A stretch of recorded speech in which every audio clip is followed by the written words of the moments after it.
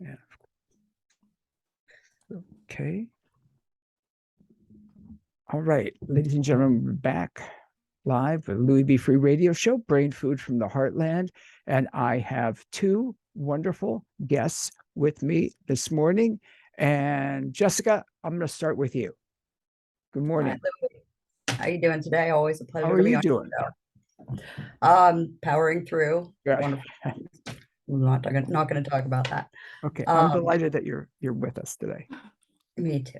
So, my name is Jessica Popio, and I've met Louis initially with the veteran outreach support that I had been doing years ago with Liberty Tax Service, and to introduce a wonderful guest with us today, Vena. I have to give a little bit of the backstory.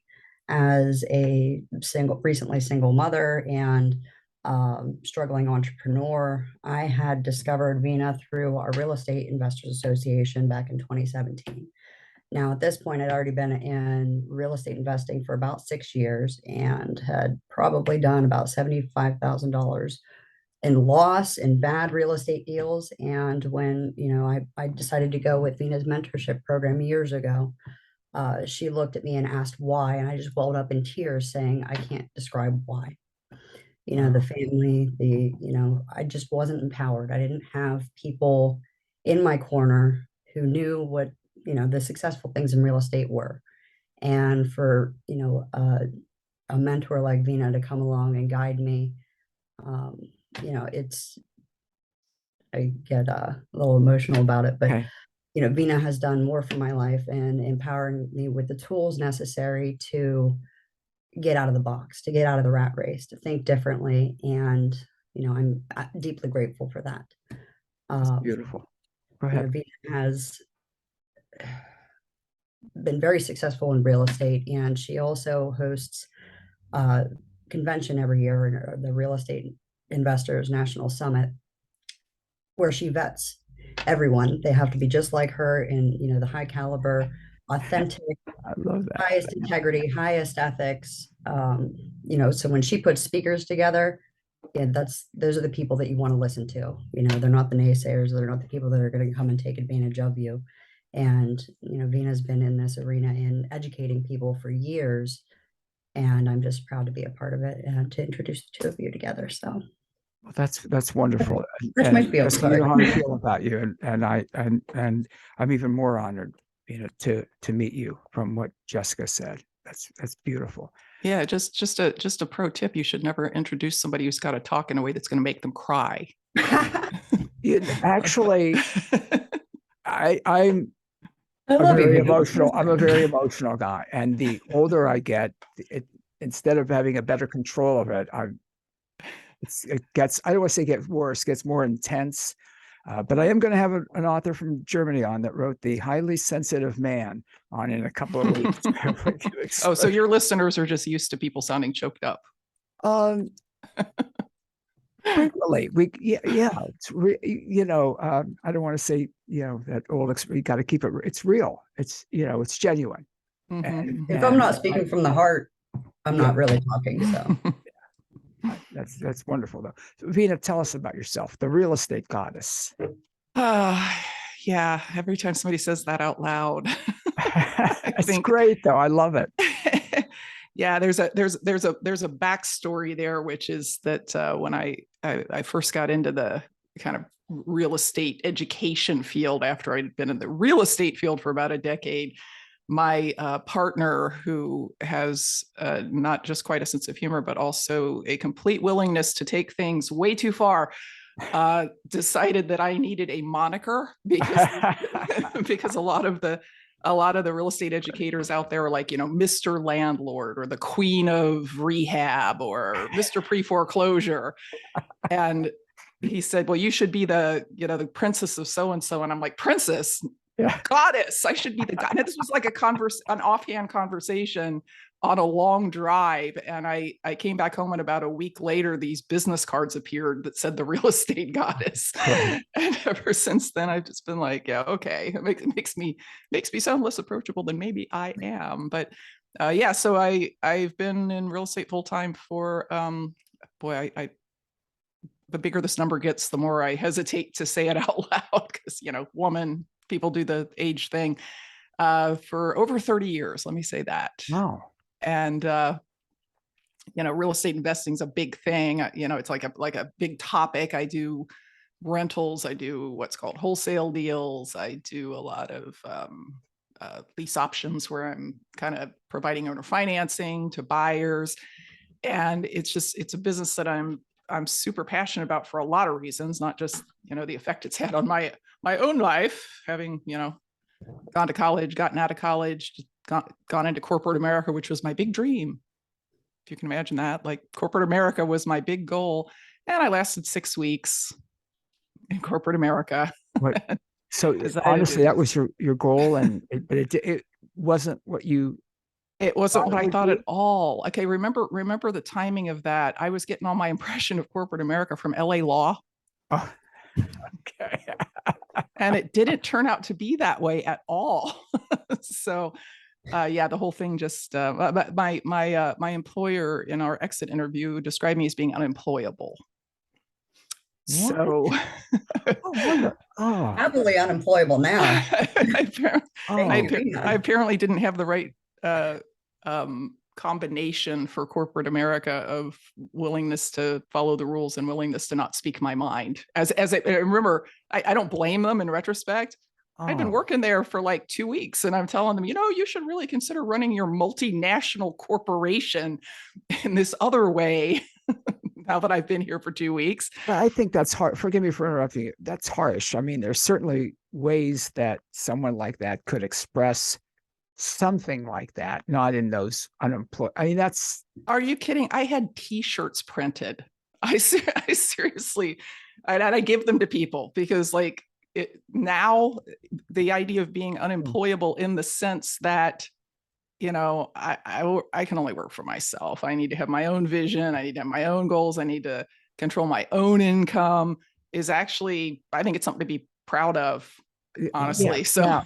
Oh, I agree. I'll send you a T-shirt. I'd love one, medium or large or extra, whatever. I think, again, I hear what you're saying now, and I don't want to get stuck on this, but I just think that's pretty. A young lady, that's pretty awful. I don't want to do an adult disclaimer. I don't want to swear in front of ladies. I think that's awful. He wasn't wrong though. And I knew it even sitting in the office that he wasn't wrong. No, okay. But I just think that's a little harsh to write it that way, to write it that way. But I'm glad you are where you are today. So how'd you get into real estate? Well, actually, my father was in the real estate business. He did something a little bit different than I do. He owned a particular kind of rental in particular kinds of areas, and started out in apartment buildings, which is something I discovered I don't really like. I don't love owning apartment buildings.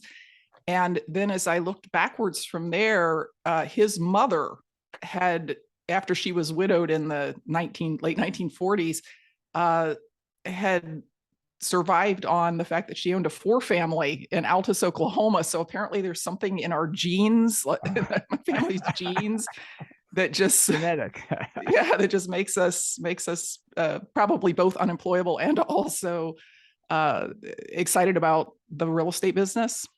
And I really saw it as, I knew I didn't want to go down exactly the same path that my father and my grandmother had, but I also really saw it as an opportunity to control my time, control my income, have not just financial freedom, which is what everybody talks about when they start talking about investing in real estate, but also, I mean, the thing that financial freedom brings is freedom of time, freedom of who you spend your time with, freedom to, I always say the number one benefit of being self-unemployed is naps.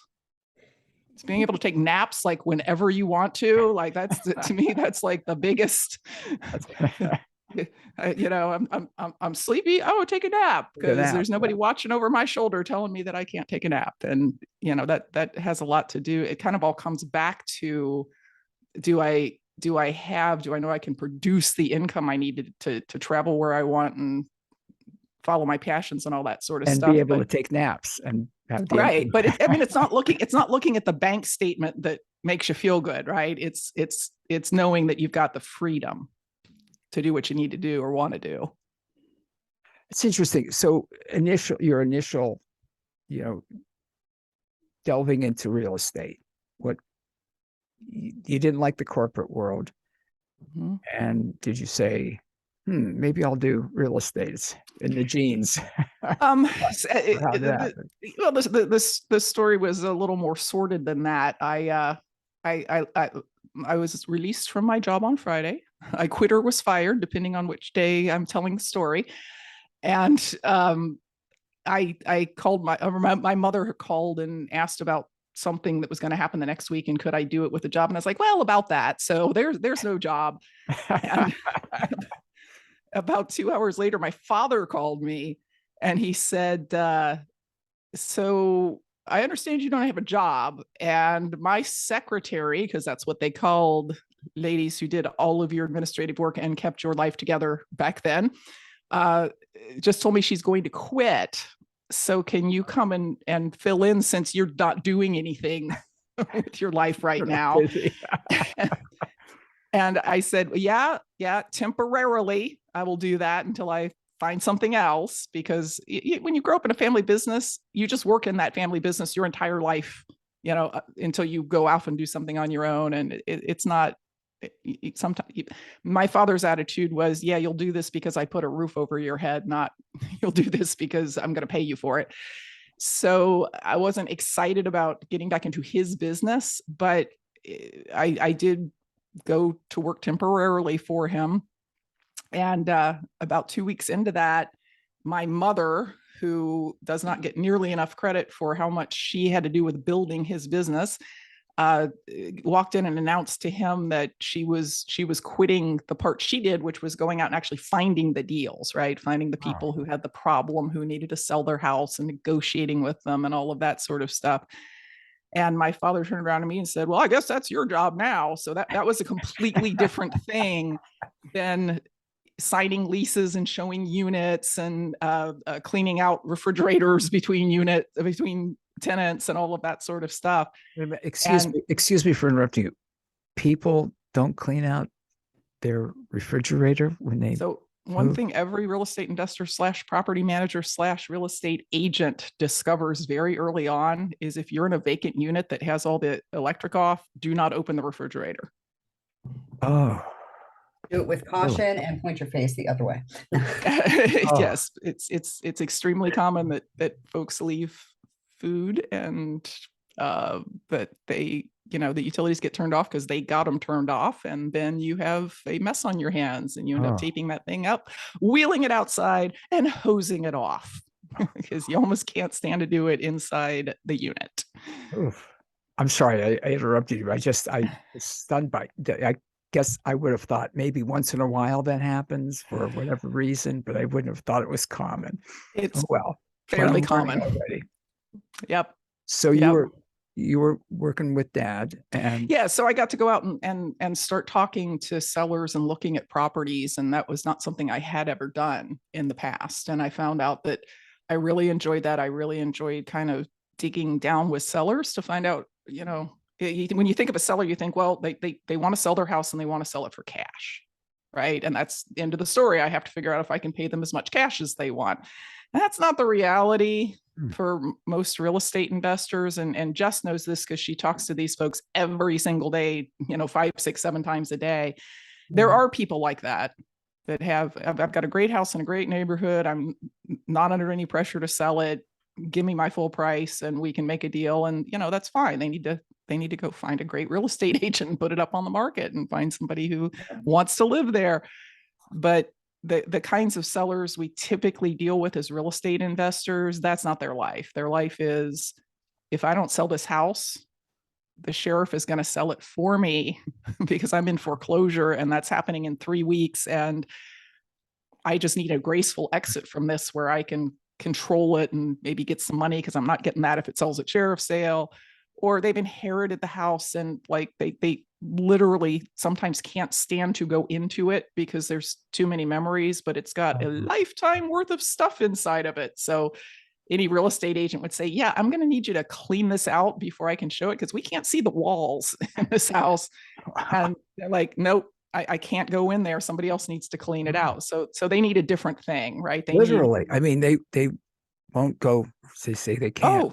Oh, yeah. How many sellers their have we stuff. had who said exactly that in the last year, Jess? Like it's We had one woman, she actually had found her brother and from committing suicide and refused to go into the house. Well, and that's, yeah, what Drew can do, and being his partner and being able to go in and talk with people, and like he can see past the stuff, the 40 years of the parent stuff, and it's an amazing thing. Well, to them, it's a huge emotional thing about, I don't want to go in there and throw away grandmother's things. And to us, it's, well, what in here can we donate? And what in here is going to have to be put in a dumpster, and how much does that dumpster cost? It's much more of a, who do we get to do it, and how much is it going to cost to do it thing to us, and a very emotional thing to them. So, that kind of seller, we really are helping them in a way that the other folks out there in the real estate world, the agents and so on, they're not structured to do that. And we are. And that's, I mean, really in the real estate business, the bottom line is, in the real estate investing business, the bottom line is you make your money because you have found people who need help and you have helped them. That's wonderful. Really, that's wonderful. People that are either desperate because of an upcoming sheriff's sale, and I can understand if found her brother that committed suicide. I mean, I get that. I just think people would want to be involved in what they're keeping and what they're not. But yeah, these situations where people just say, "Take care of it for me." Yeah, most of the time with the estate properties, if there was anything that they really valued and wanted to keep, they've already gone in and gotten it. Yeah, that were. I see. And what they've left is everything else, all the furniture, all the stuff, 20 years worth of paperwork. When you say that, Vena, about the something personally, it strikes me personally because at my age, I have a lot of books. I mean, I've got a lot of books in my chaos here, but I've had a lot of books at home, and it came to me as I'm aging that, I don't want someone to have to go through there and think, did this book mean something to them? Was this important? Or should I donate this, or should I hold on? Yeah, I just think that would be a really difficult situation for a family member to have to do. So I'm donating a lot of books. Getting rid or just leave very specific instructions that say, what I want you to do is take any book here that's meaningful to you. I don't it doesn't need to be meaningful to me. And here's what you do with the rest of them. Yeah, again, I'm not that organized to write that instructions down, but I'm sure you've encountered a lot of people like that. Jessica knows I'm not that organized. As a sidebar, I'm that organized. If it means anything to me, it's on this bookshelf, including all of Vena's courses and information. Wow. The things that if I die or if I lost all my money, that, the books, the things that you could empower somebody to go out and make them, honestly, millions with, depending on the time that they wanted to commit to their life. And my kids all know that that's where they know that's where. Yeah. Well, again, Jessica, my chaos and how disorganized I am. So, Vena, a little bit more about your path. Oh, so yeah, it turned out I really enjoyed the part about talking to the sellers and figuring out what the properties were worth and what they were going to cost to fix and all of that sort of thing. And I did that. I actually stayed with my dad's company doing that for about 2 years. And then we had a little disagreement over, I told you he did a particular thing. He bought particular kinds of rental houses and then usually sold them on some sort of repair for equity deal with the buyers. And it actually was a really good long-term wealth building strategy. But I was like 23.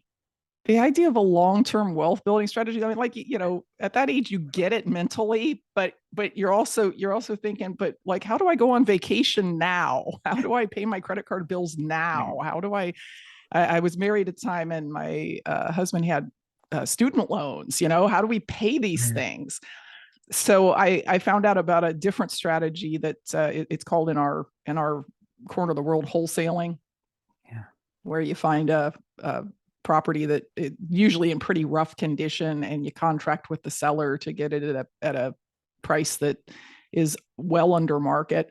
And then you find a different investor who wants to and has the money to fix it, Yeah. refinance it or rent it or sell it or whatever they plan to do with it. And at that time, you could make $3,000 in 2 or 3 weeks wholesaling properties. The number's bigger now. That was, again, early days and houses were cheaper.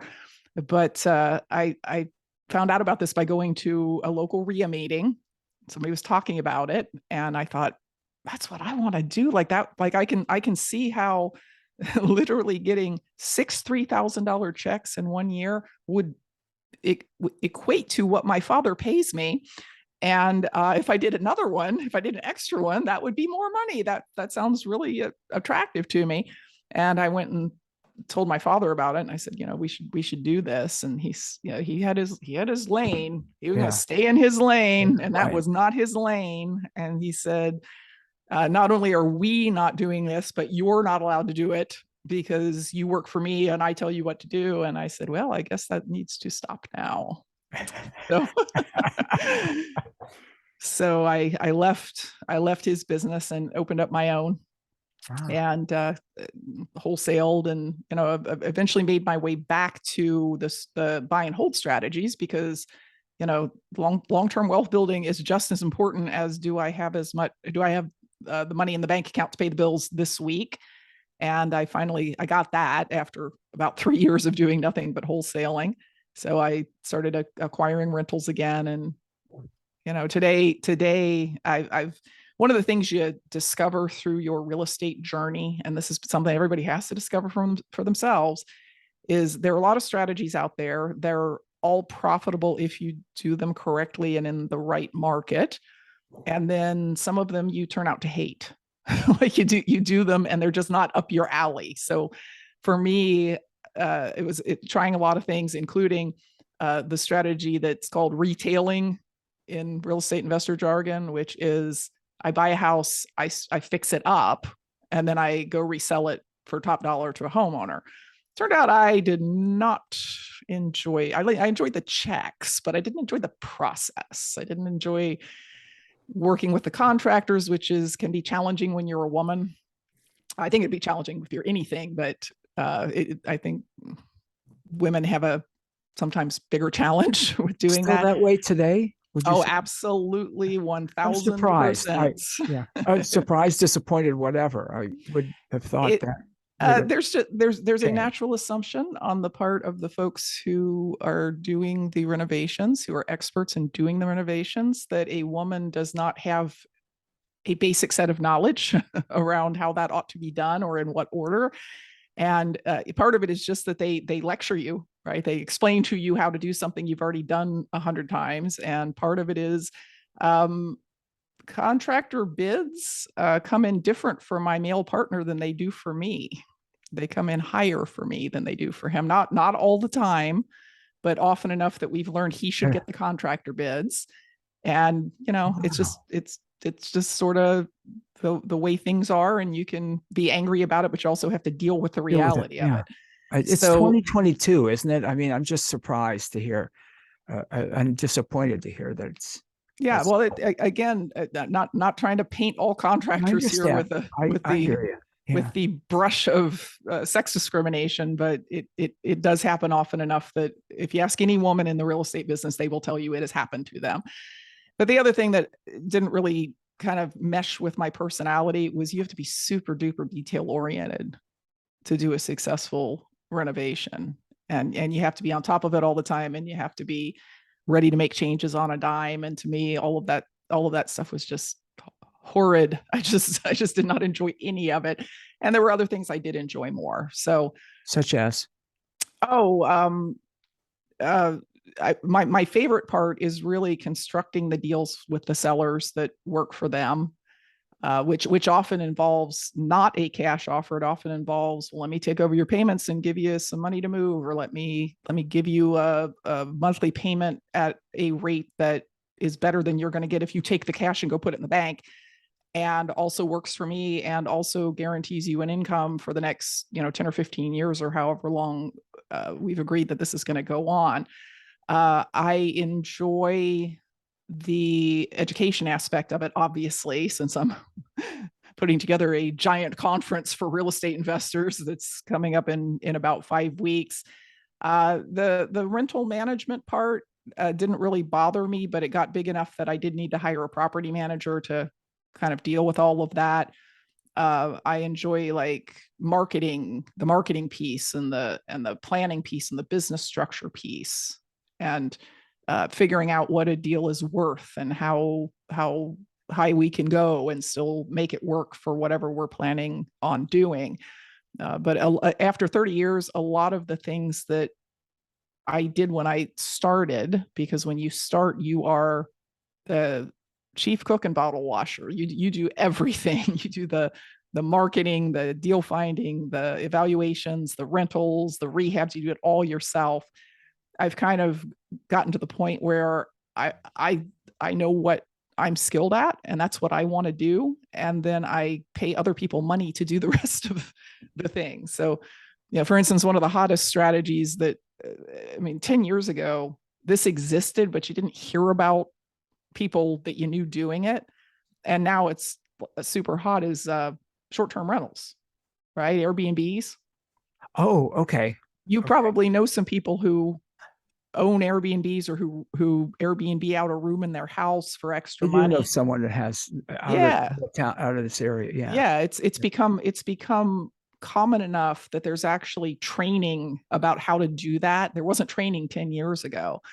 And so a couple of years ago, I dipped my toe into that business a little bit. I've got 3 short-term rentals that somebody else manages, but I'm really enjoying that mostly because the profits are humongous. Oh yeah. They're oh my gosh, like every house I have that is an Airbnb, I could rent it, but it's making probably $1,000 a month more as a short-term rental than it was as a long-term rental.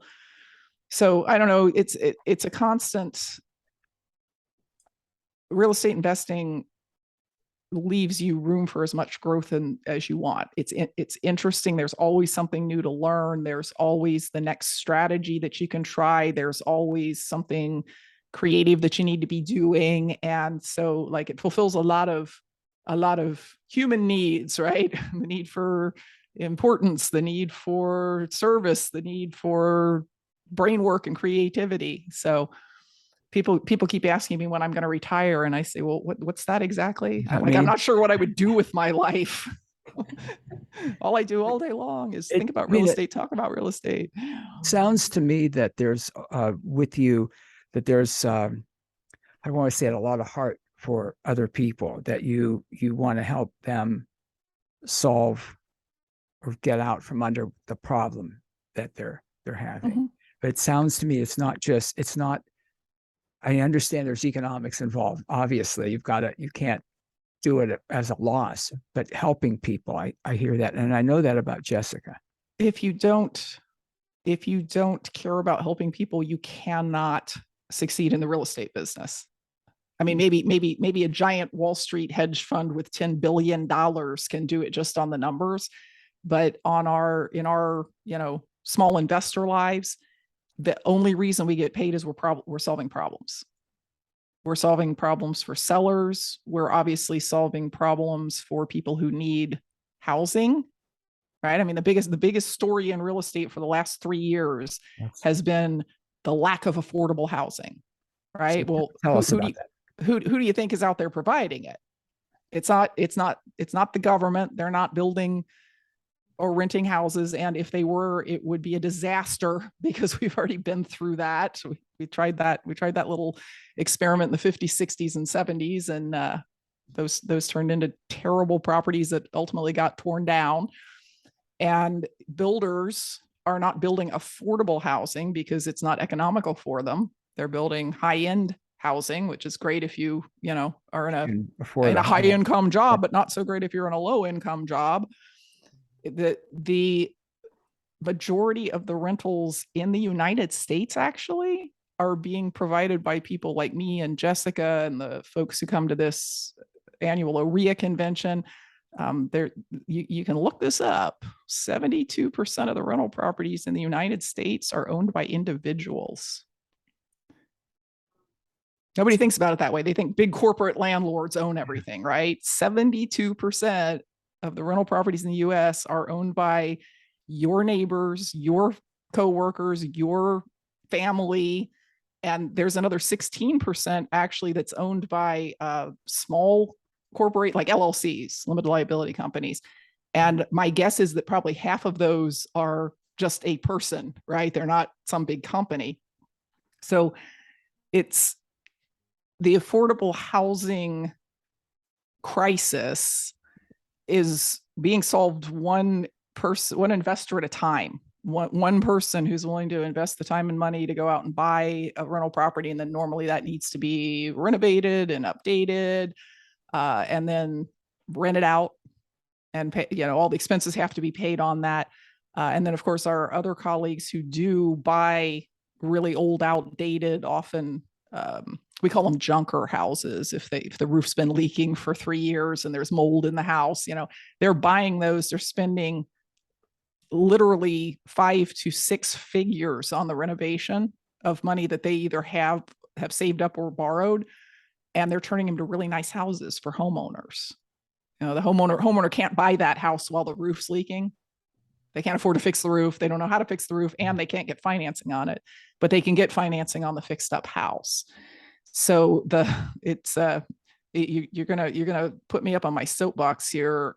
No, please. You just tell me when to shut up, because no, I'm learning a lot. No, it's great. Honestly, I see why you're the real estate goddess.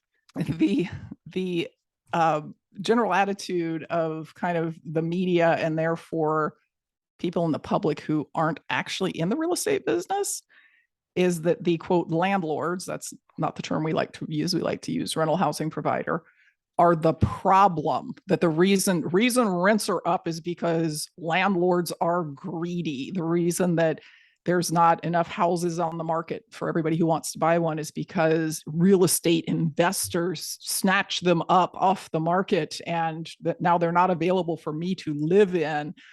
And that is such a skewed, real estate market is a complex market. And it's people who don't have the kind of inside view on what's going on don't realize that the property that I snatch up off the market, quote unquote, that can't be a homeowner house now, couldn't be a homeowner house anyway, because the furnace hasn't worked for 3 years, and the refrigerator is full of rotten food, and the roof leaks, and it becomes a homeowner house because I invested a bunch of time and money and effort into it. Or actually one of my colleagues did that, because as I said, I don't do those big rehabs.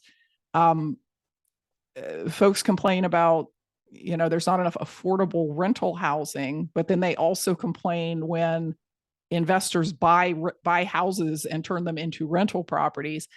And that's fine. People can have their opinions. I'm a good libertarian. You can believe whatever you want to believe. Just don't aim the guns and jails at me over what you believe, because the upshot of that has been cities and state governments have decided to solve the problem by making it more difficult somehow for rental housing providers to do that, for real estate investors to fix up properties. I mean, we're already facing labor and material costs have gone up 50% in the last 2 years. Real estate taxes have gone up drastically because property values have.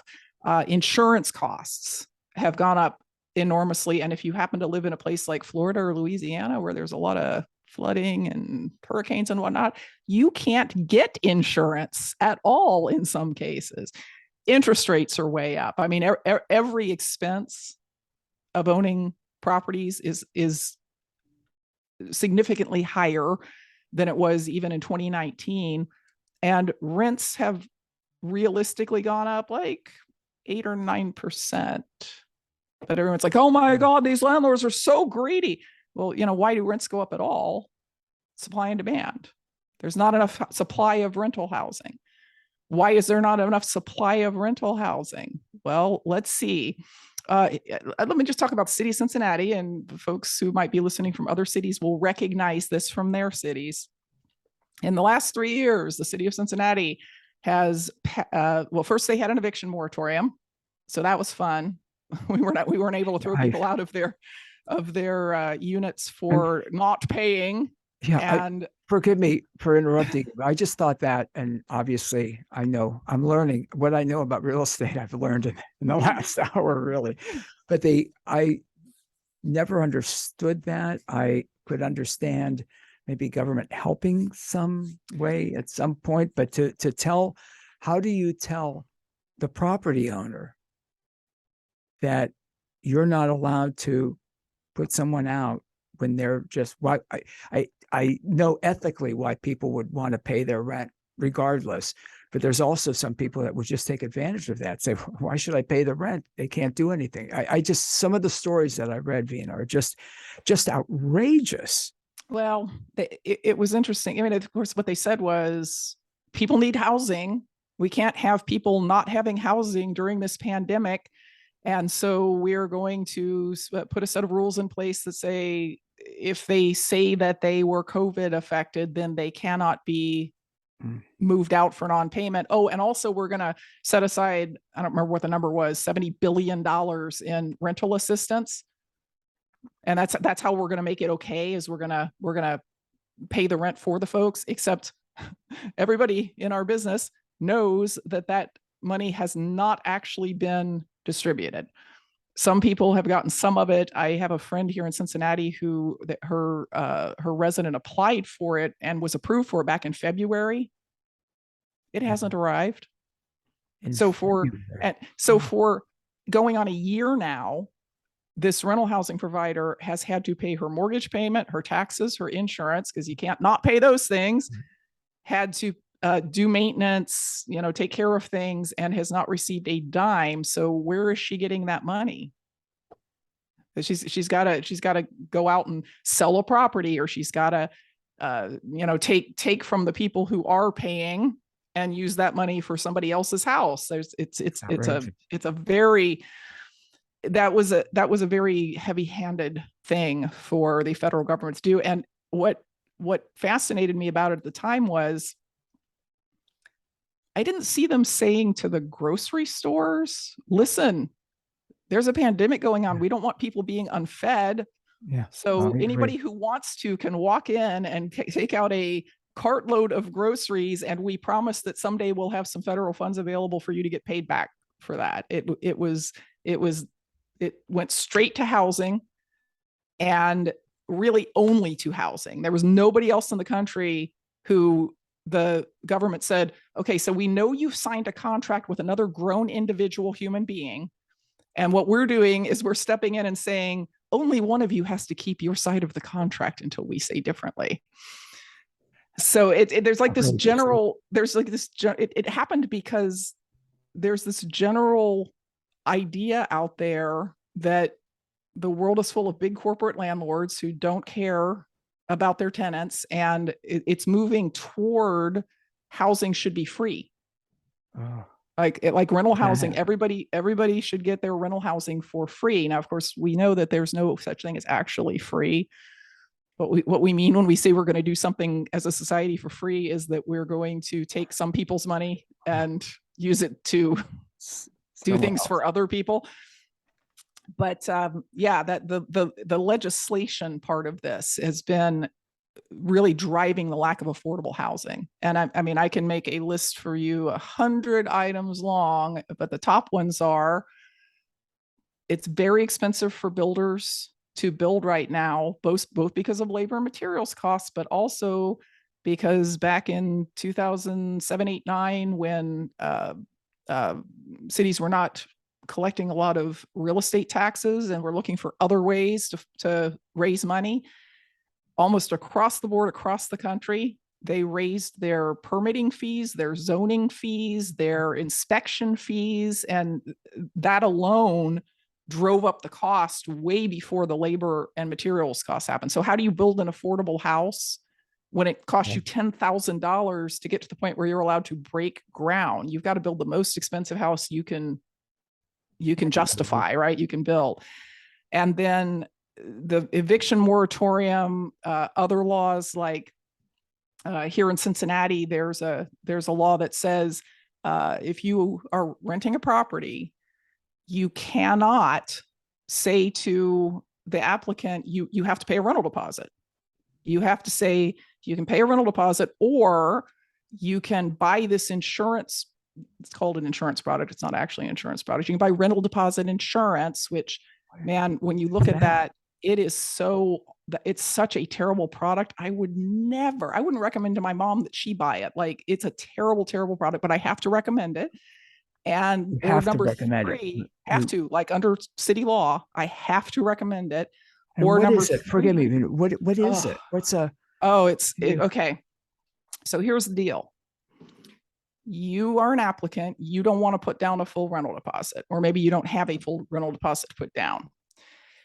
You go to this company and you pay them a monthly fee. And it's not a high monthly fee. It's, I think as I looked at it, typically it was going to be $16, $17 a month.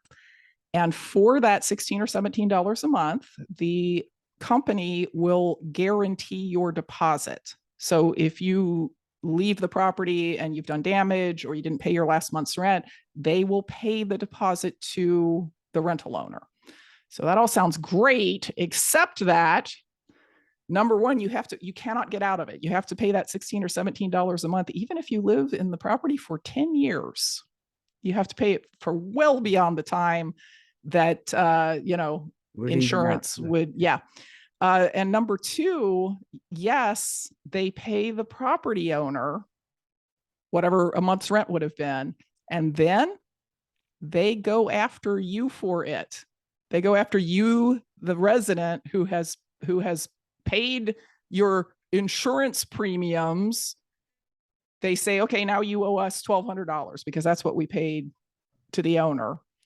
And if you don't pay it, they take you to court and they get a judgment against you. And here in Ohio, those judgments carry 12% per year interest. So you're taking people who might already be vulnerable. I mean, if you don't have enough money for a rental insurance, you may already be vulnerable.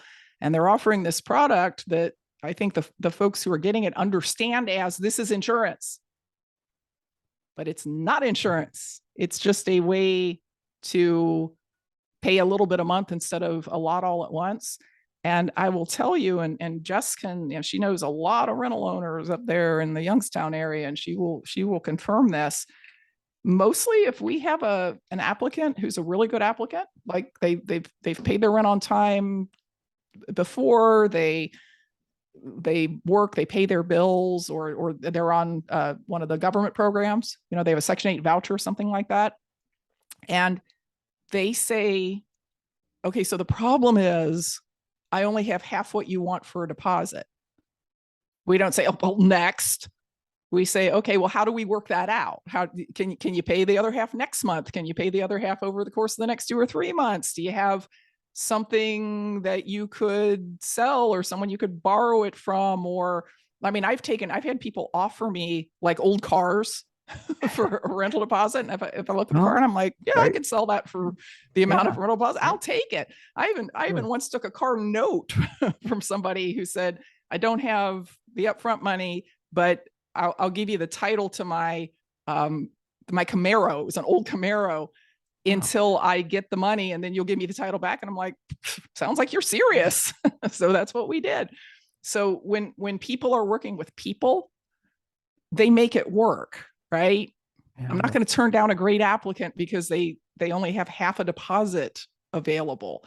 And this idea that, people are out on the street because they don't have a full rental deposit. It was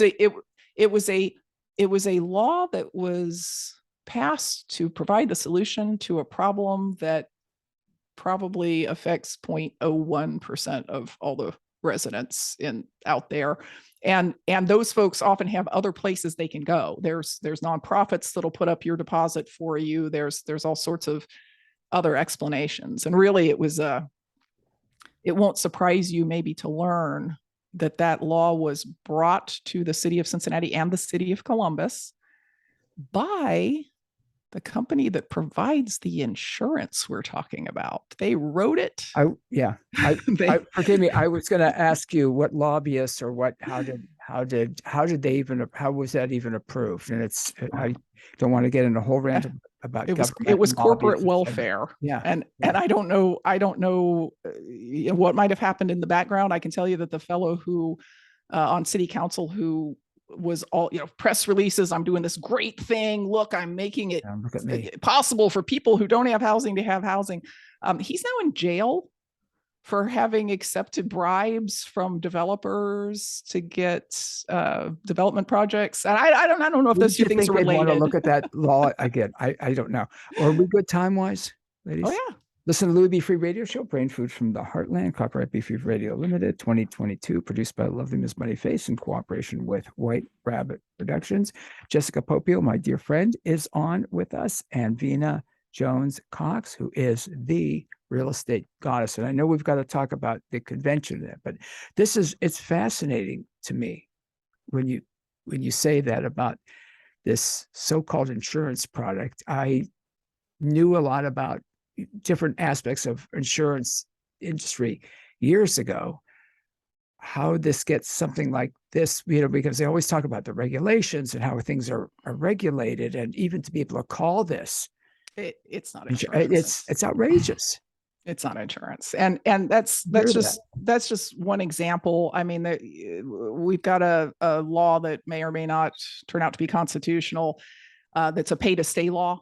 If you have not paid your rent for 3 months and we're finally in eviction court and you show up with a voucher that says somebody's going to pay my rent, you can't be evicted, even though I may now not get that rent for 6 more months and you may not pay the next month's rent. And it's really taking a lot of the ability of people to negotiate with each other, or the ability to control your own piece of private property that you bought and paid for and whatnot. So the result of that has been, back to the affordable housing thing, many of my colleagues made the decision as this stuff started happening that, hey, the market's hot. I've got these single family homes that I'm using for rentals. I've got potential homeowners begging to pay me top price for them, prices I have never seen. I never thought this property would be worth. This might be a good time to go ahead and sell. And there are, no one's actually tracking these numbers, but just based on what I'm hearing at our local real estate association, I would guess that there are in the thousands fewer rental properties available than there were in 2019, because they got sold to homeowners and so are no longer rentals, and nothing's being built to replace them except very high-end apartments that the folks who are renting those houses cannot afford. And then the city says, oh my gosh, we need to have more affordable housing. How can we do it? Well, stop making it so hard and expensive and difficult for people who are providing rental housing to do that. Encourage them. Don't pass laws that make them go, well, if I can't get a full deposit anymore, I don't think my experience tells me I need that deposit to assure the property is going to be left in good shape and that the last month's rent is going to be paid. I think I want to either not invest in rentals anymore, or I want to not invest in them in the city where this law is the case. So all of these things that are meant to make housing more affordable. I mean, rent control. Thank God that got stopped here in Ohio by a law that OREA spearheaded about 3 months ago. There's now it's actually in the Ohio Revised Code that cities cannot make laws that restrict the amount of rent that can be collected on a particular property. But that is an idea that it is all over the place right now. Like, most of the people I talk to who aren't in the real estate industry are like, we need rent control. And when I say, have you ever looked at the history of rent control? Have you ever looked at what happens when rent control gets passed? They say, well, I mean, people need to be able to afford their houses. Well, yeah, but when you pass rent control, it reduces the number of houses because people sell, And it also reduces the quality of housing, because if I can't collect enough money every month to cover the bills I already have, plus the maintenance on your property, it's probably the maintenance that's going to go away. I can't not pay my mortgage payment. I can't not pay my taxes, can't not pay my insurance. It reduces across the board in every country it's ever been tried in. It reduces the amount of rental housing available. So it's great for the people who get it, who get the rent controlled unit. Sure, But then there's a bunch of people who can't find anything. They can't find any place to live. And the people who do get the rent control unit end up getting locked into their house. You know, they get a 5-bedroom because they've got 6 kids.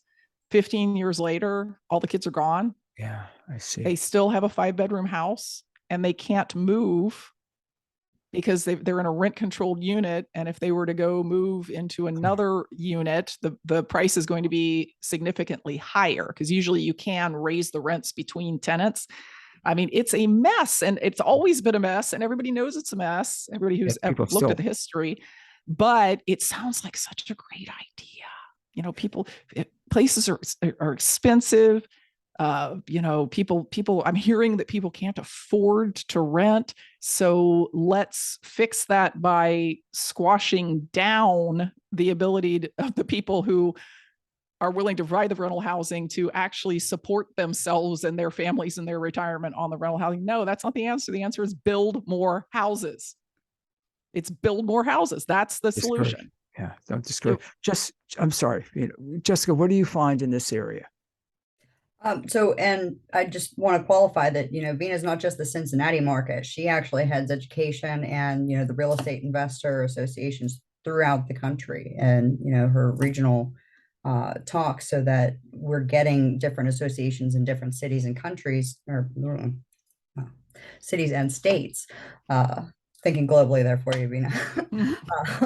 But cities and states and, different arenas to be able to come together so that it is, providing the same type of information to the legislators that, hey, we're all individuals, we are all working together in, trying to, in keeping the real estate investing market afloat, be able to provide housing for people. And, the education to that is key.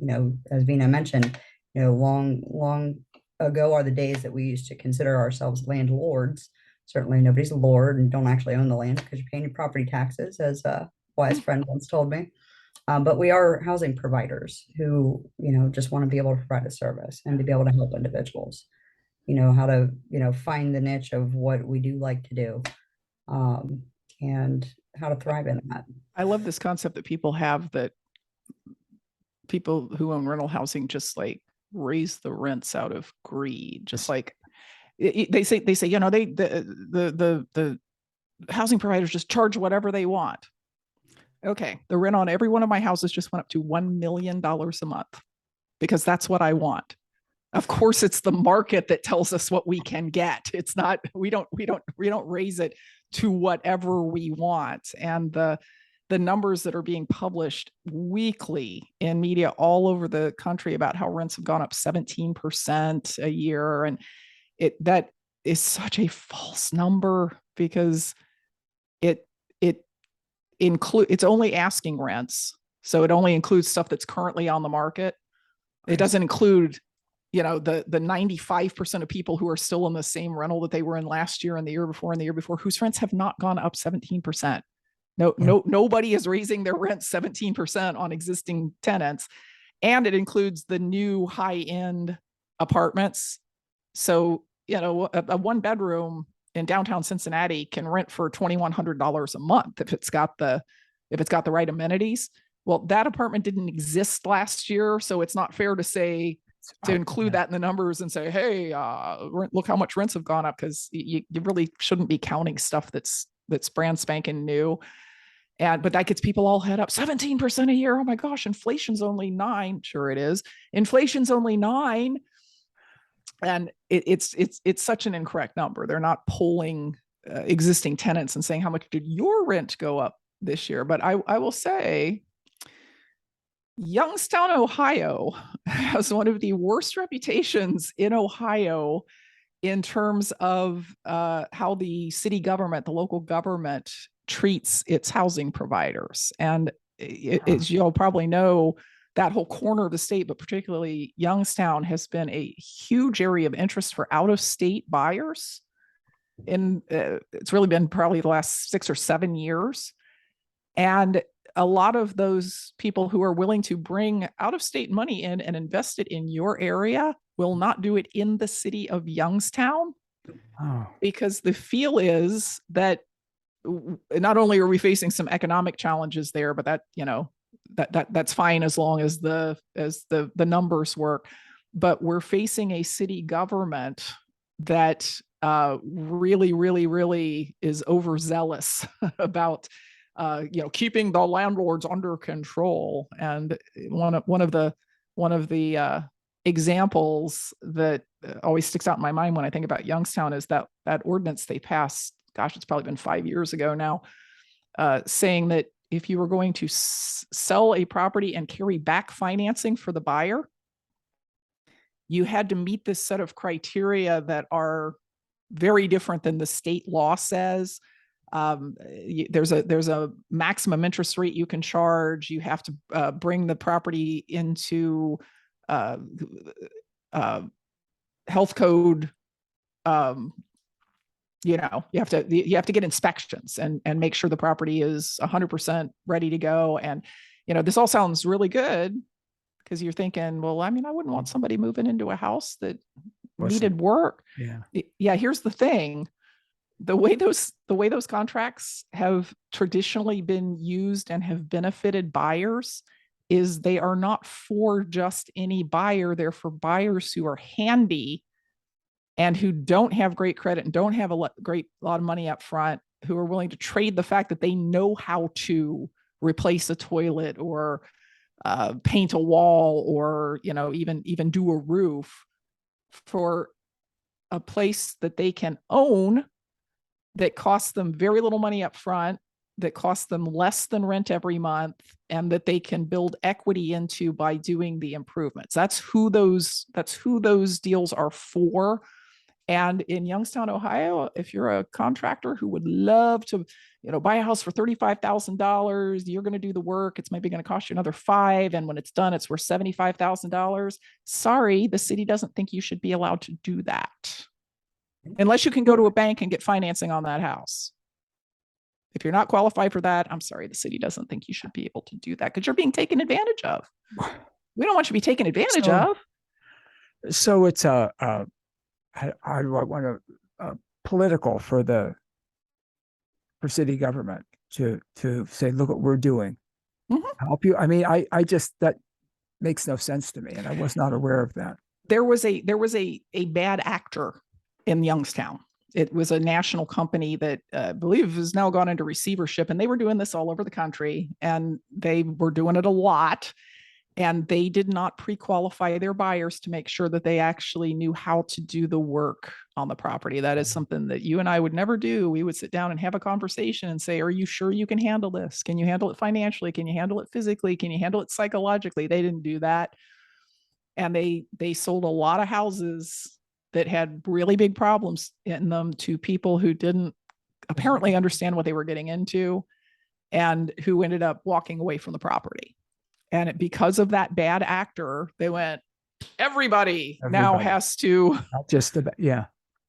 So, it's, there's so much about what we're seeing in the housing market that is completely driven by government policy, but everybody turns around and says, it's the real estate people, right? Why are house prices going up so much? Everyone wants to point the finger. Yeah. Why are house prices going up so much? Well, it's not because an investor bought a property in your area. It's because there aren't enough properties in your area. And also the Fed had been on a multi-year binge of lowering interest rates to close to zero. And then the federal government sent people a bunch of money, just checks arrived in their mailbox, and they went, well, what am I going to do with this? I want to go buy a house. Oh, there's not enough houses, but that's okay. The financing is cheap. Oh, well, the financing is cheap. I've got the down payment, but there are also 17 offers on this property I want to buy. So I'm going to make a higher offer so I can get it. It's supply and demand. And the government policies are largely driving supply and demand. I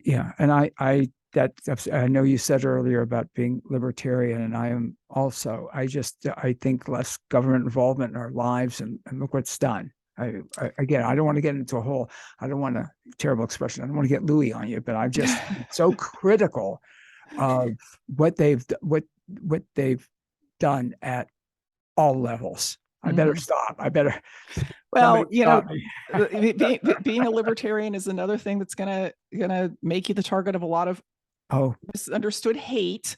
Yeah. And what I always tell people is, first of all, stop thinking that libertarians are just every man for themselves. That's not the idea at all. Libertarians have a higher level of trust in the goodness of other people than anybody else. They don't believe that you need to be controlled or jailed or fined or taxed in order to do the right thing. And I mean, there's people who don't do the right thing, and they do need to be jailed and taxed. Of course, we agree on that. If what they're doing is interfering with somebody else's life, liberty, or property. If they think differently than you do, or talk differently than you do, or want to write something down that offends you, sorry, you don't have the right to not be offended. So I think libertarians are, I think everybody views libertarians as being like, leave me alone and starve in the street if that's how your life goes for you. And that's not it at all. Libertarians kind of feel like, people are social animals, and most of them are really good, and problems live and let live, right? Yeah, and problems will get worked out, and it's not any of my business to tell you how to live your life, as long as you're not taking my life, liberty, or property. Yeah. Oh, I agree. You just brought back some memories. I remember when, maybe 1988, when I got involved with libertarians in this area, and had a Ron Paul sign in the yard, and people kept stealing them, so I had to put it in the front window because there were only a limited amount. Yeah, I get very upset. They didn't understand. They didn't take the time to think about what it meant or engage in a conversation. I always get a couple of dozen of those so I can replace them every day. Yeah, it's weird, right? Let's talk about the convention and what you're doing. Yeah, so every year, and this has been going on since '86, so long before I was involved, the Ohio Real Estate Investors Association puts together a 4-day long real estate investor conference / convention. And over the years, because OREA is a nonprofit, and because they like to make decisions about the topics and the speakers in a particular way that has to do with, is the topic relevant to the current market? Is the speaker somebody who actually has experience and practices good business? And not so much about how much are they going to sell kind of thing. It has long since become the largest event in the country for people who are at all levels of real estate investing, who want to come and network with 800 or 900 colleagues from all over the place, and who want to get 4 days of workshops that are super targeted toward the strategies and the skills that are important in the market at the moment. And we're in a strange market right now. House prices are flattening. I actually just saw a chart yesterday that showed that rents have actually gone down significantly since about June. Yep. So that's, all these things are impacting us, right? Interest rates are up. All of our buyers and our residents are facing pressure from inflation. It's a very unusual market, and it's going to keep going that direction by all predictions for the next 12 to 18 months. So if we're starting a business, or if we've got a business and we need to maybe make some adjustments given the way the market has changed, that's kind of what all the programming looks like this year at the convention. We've got 31 different presentations, ranging from the very basic. We've actually got one called Advice for the New Investor.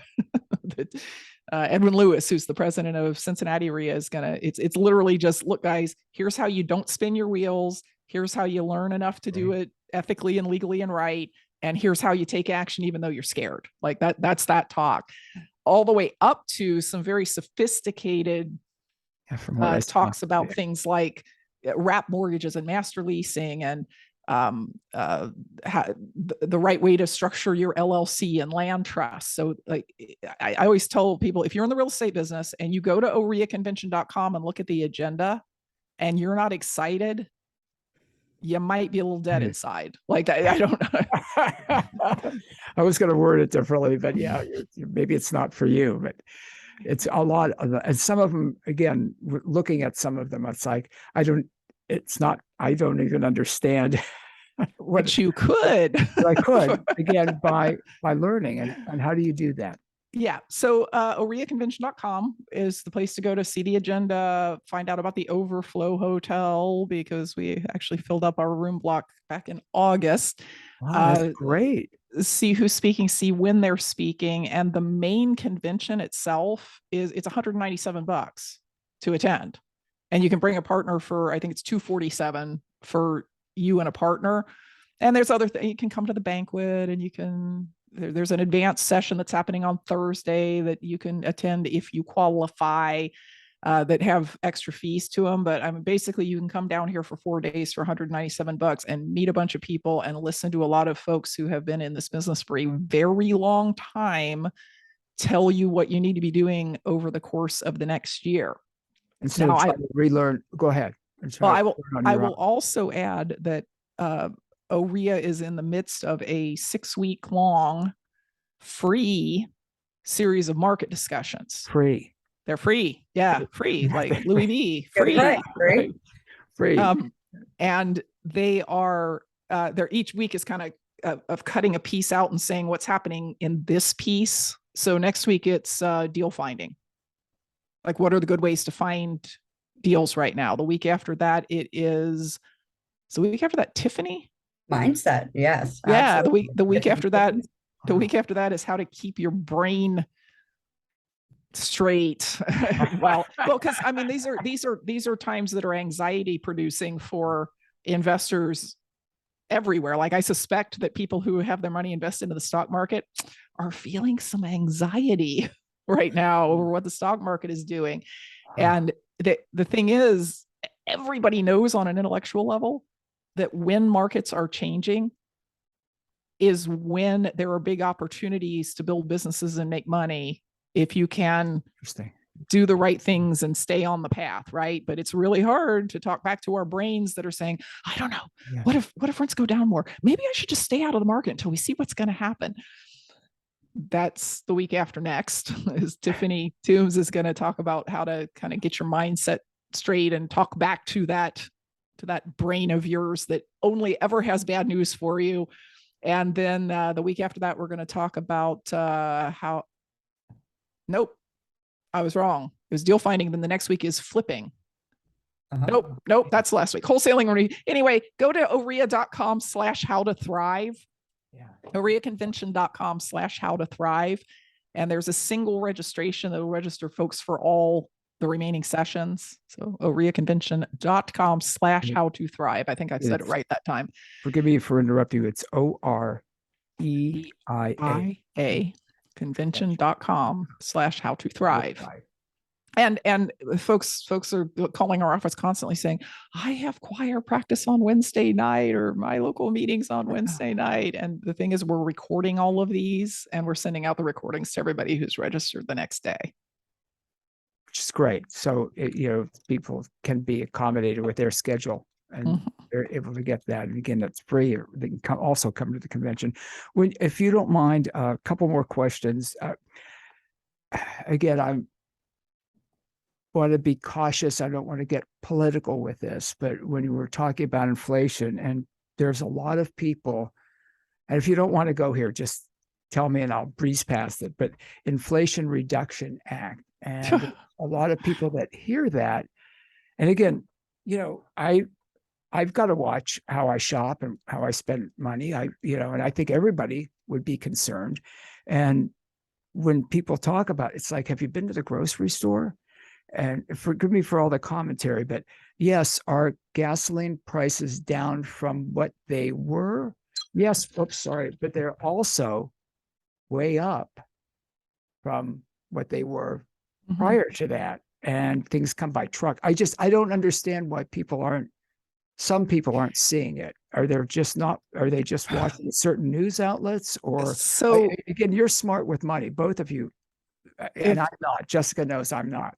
If But I passed a law called for the benefit of widows and orphans of firemen law, and what that law said was, we're going to come and steal everybody's house from them, people would still be like, oh, look at the great thing they did. It's about widows and orphans. The Inflation Reduction Act is the same thing. They put a name on it. Yeah. And I think people are like, yay, they're doing something. Yeah.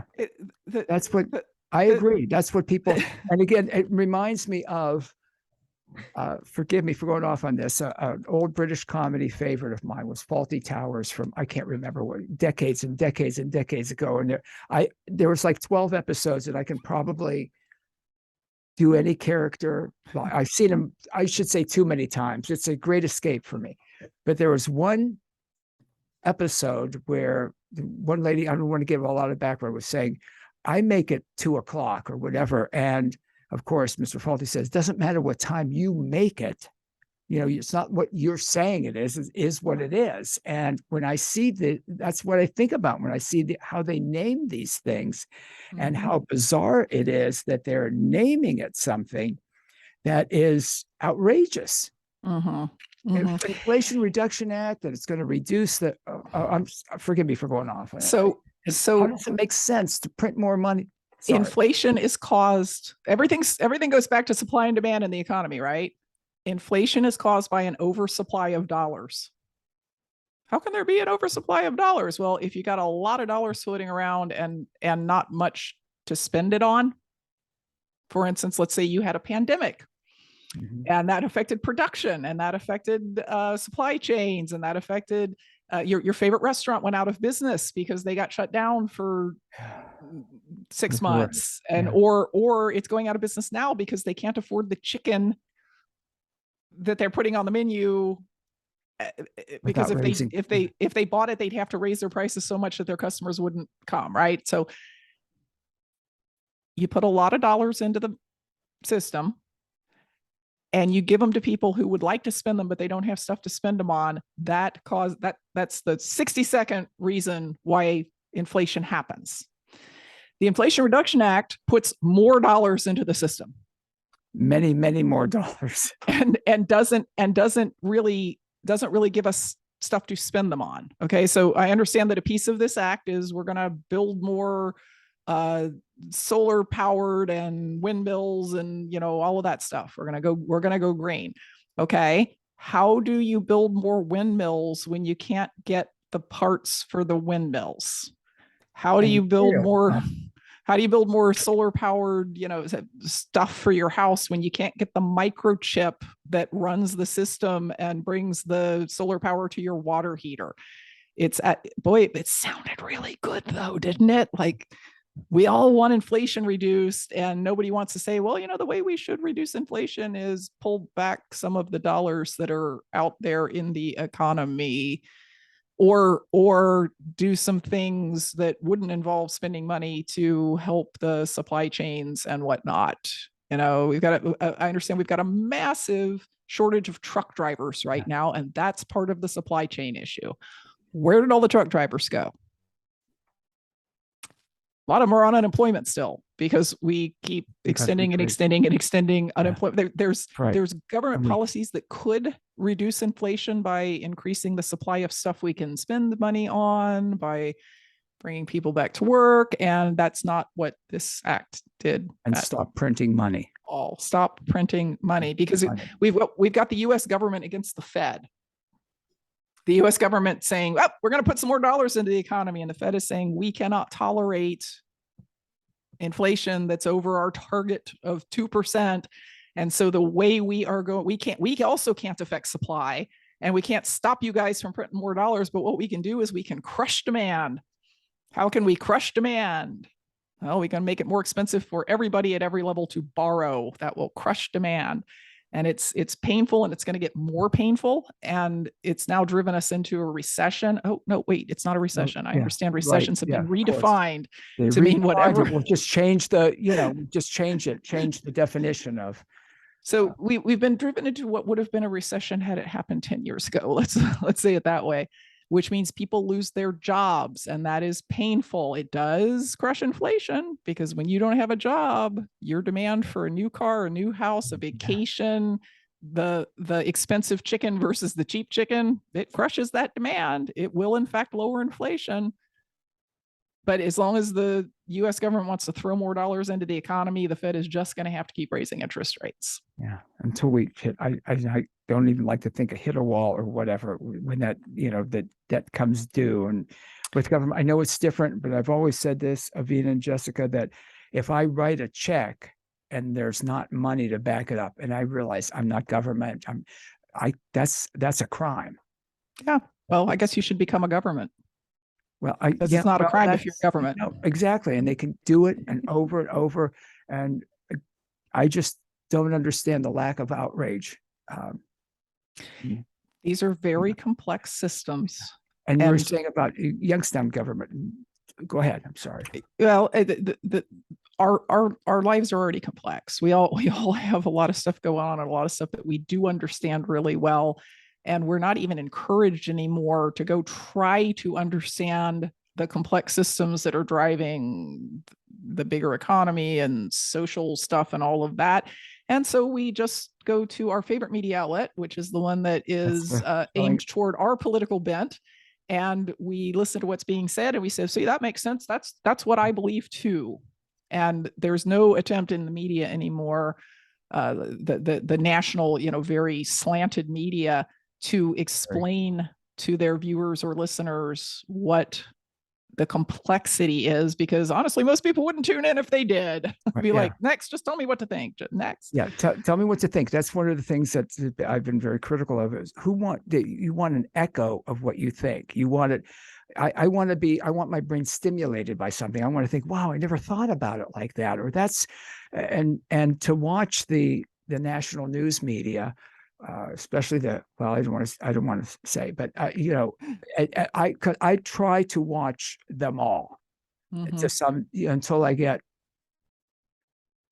outraged or whatever. Just sick of hearing the slant, and even the BBC now. I hate to say it, I used to love the BBC. Now the BBC's got us. It's just that concerns me, because I know people personally. I've got a friend out of this area that only watches one side. And when I will bring up a topic, well, how do you feel about, what's going on at the border, or what? It's like, wow.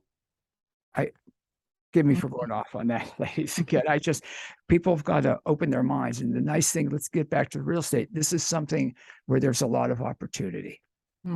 And to sign up, go to the convention or sign up or get the free. And I saw that you have the recordings, I believe, from last year up also. Yeah, actually on the convention site, folks can spend, I don't know, it's under $200 and get all the recordings from last year as well, or they can order the recordings of this year by adding a $67 ticket to their $197 ticket. And because when you look at the agenda, you pretty quickly realize that you can't pack 31 topics into 4 days without having some of them happen at the same time. Sure, of course. And we get the complaining calls about, I want to see both of these people, and they're both speaking at 10:30 in the morning. And I say, yeah, but there are recordings. Yeah, get the recording, because you're packing a lot in a very short period of time. And then again, the free is available. How to Thrive. Yep, OREAconvention.com. How to Thrive. You'd say a lot of opportunity today. Always opportunity if you know what to do and how to do it. Correct? Is that accurate? Yeah. The idea of good market and bad market is a retail home buyer idea. It's not a real estate investor idea. The real estate investor idea is some markets are really good for buying and some markets are really good for selling, and you just got to know which one you're in. And that's, again, why do we do this convention every year instead of once every 10 years? Because the market changes every year, and we got to talk about what's working right now, not what worked 5 years ago. Because it changes so quickly. And yeah, sometimes the way it changes is it just gets more like it was. It's gone more in the same direction. But right now we are really past the inflection point. It's very clear to those of us who are in the business that days on market is going up. Prices they're not really going down yet, but they have flattened out a lot. And it looks like rents are maybe going to go down here shortly. And interest rates are way up, which affects, how much property can you buy? So it's something we've been prepping for this for a year. Like we knew something was going to happen. It was time for something to happen. And thinking about all year long, like how do we deal with this at the convention? How do we deal with it within our real estate associations? And a lot of thought and planning goes into educating people about the right thing to do. Yeah. It's very different than the strategies. It's very different than like going on YouTube and just looking up videos where people are training about something, because you don't know how old that is. You don't know how experienced how accurate it is. Right? You don't know how accurate it is. And it's YouTube University is not the place to learn how to engage in an industry that has proven to be a wealth builder for generations for a lot of different kinds of people, but is also full of, there's legalities, there's ethics, there's, good ways and bad ways to do strategies. And I mean, like effective and not effective. And YouTube University is not the place to learn about that. And you just, there's so much, there's good information online. I get that, but there's so much misinformation and disinformation and and self-serving information that, you want to go and learn. Jessica, what's it been like for you? Really great question. The thing that keeps popping in my mind is I know I don't need to know everything. I just need to know who knows what I need to know. That's good. Yeah.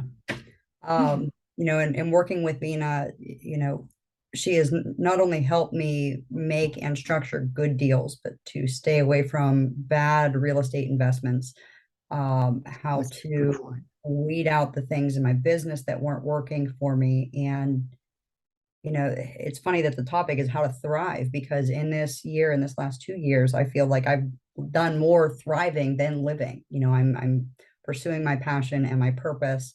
I was just on here last week with the Mission Continues group out of Rochester, New York, and just being able to fully commit my time other than, I don't have the 9 to 5. I, fired myself a long time ago. Right.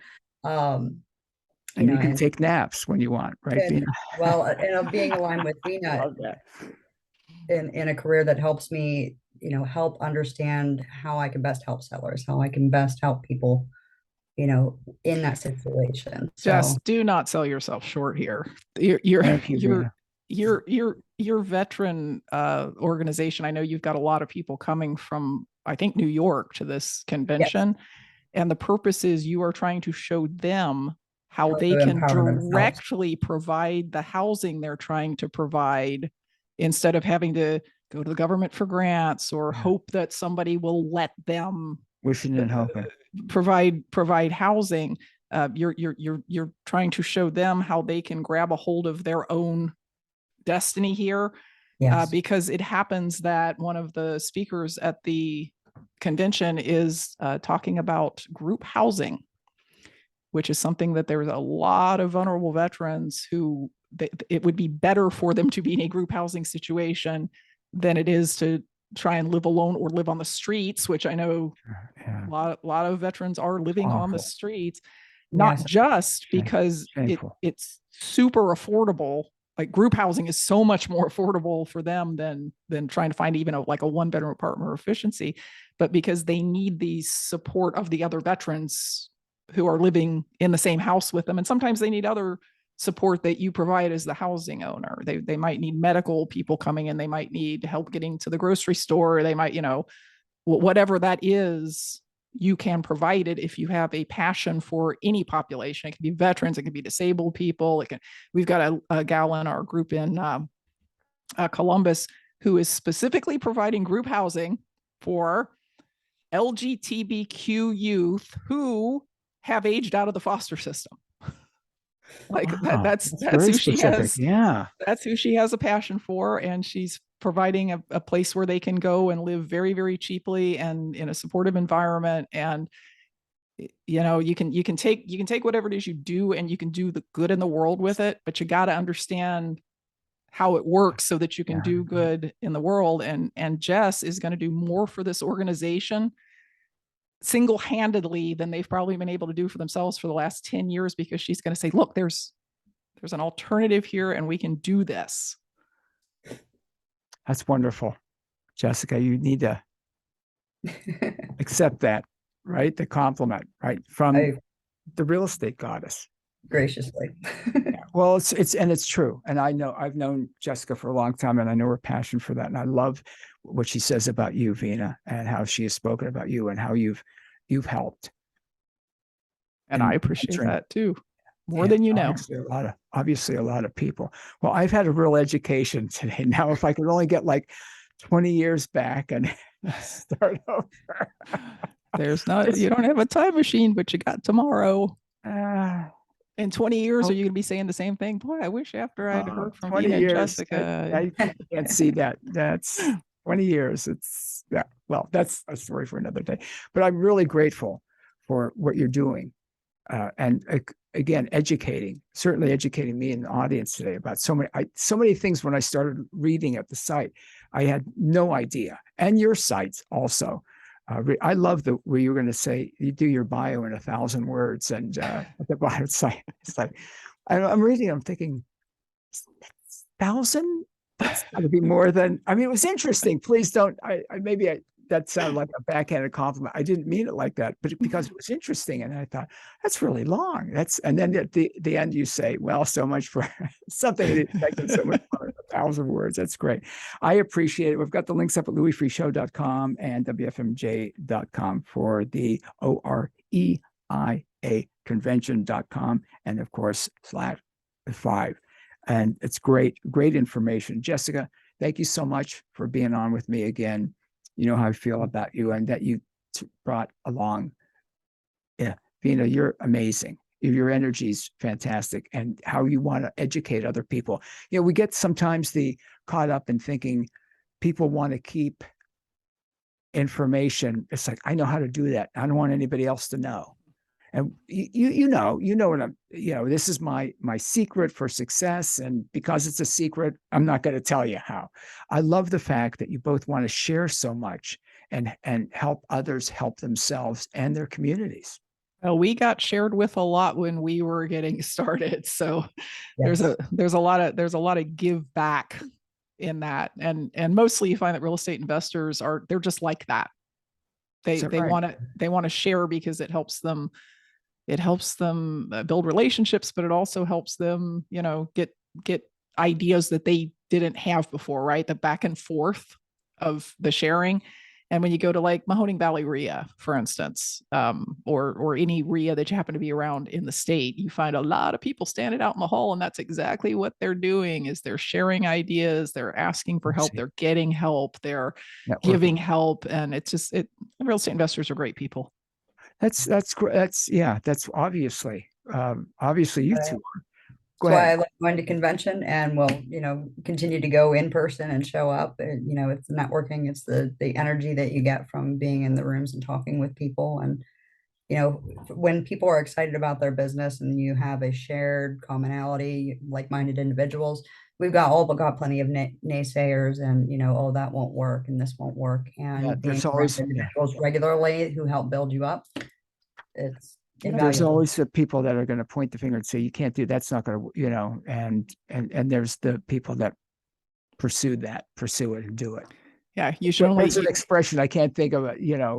I can't think of it off the top of my head. But then there's those that You should only take advice from people who are more successful than you are at what you're trying to do. You should not take advice from people who have no reason to have an opinion and yet are bringing you down. Yeah, absolutely. Well, again, great education for me also. And listeners, Vena Jones-Cox, you are amazing. And I see why Jessica was telling me all these wonderful things about you. I know Jessica knows good people. Thank So I'm you, really Louis. grateful. I'm really grateful that you spent the time. And again, educating all of us. And I've got the links up. So it was fun. I appreciate it. Well, I'm glad it was fun. Thank you both so much. Again, ladies and gentlemen, I have those links up, or you can just go directly to